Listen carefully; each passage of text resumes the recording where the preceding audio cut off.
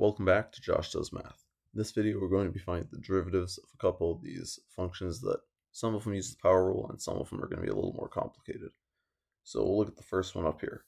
How would you find the derivative of this? Well, it doesn't exactly look like something that you would use the power rule on yet. Maybe you're thinking you would use the chain rule because it's under the fifth root or something, so it's a function inside of a function. But you can rewrite this as 3 times x squared all to the 1/5 power, since that's what the root means. And as you can see, this is a power to a power, so we use the power of power rule, and that is going to say that we multiply our exponents. So we end up with 3 times x to the 2/5 power. And now this clearly resembles something that we can use the power rule on.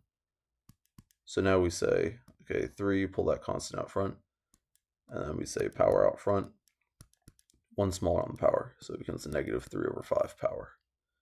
And now we can rewrite this maybe if we wanted to. We could say 6/5, and in the denominator we'll have the 5th root of x to the 3rd. So that's just a way of rewriting the same thing that we have up here. So that's how you do the first problem. Second problem down here. Now you might be saying we should use the chain rule because we have a function inside of a function. In this case, you would be correct because there's not really another way of us writing this down here. So we'll be using the chain rule, so we're going to take the derivative. We'll take the derivative of 1 plus x to the 2/3 to the 3/2 with respect to 1 plus x to the 2/3, and then take the derivative of 1 plus x to the 2/3 with respect to x.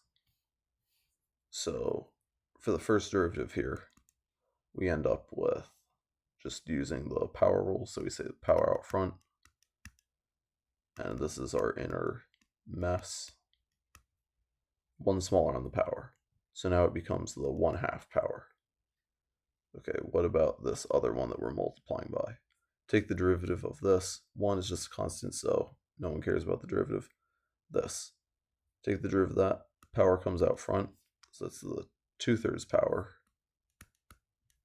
And 1 smaller on the power, so it becomes x to the -1/3. So if you wanted to write this a little bit nicer down here, this fraction and this fraction are going to cancel. So you're going to be left with, you could say, the root of 1 plus x to the 2/3 times all over the 3rd root of x. Because this is negative, and the 1/3 power, you move it down and it becomes a root. So that's how you could write the second derivative a little more nicely, but that's how you do these, some of these nested functions. Some of them you truly do need to use the chain rule.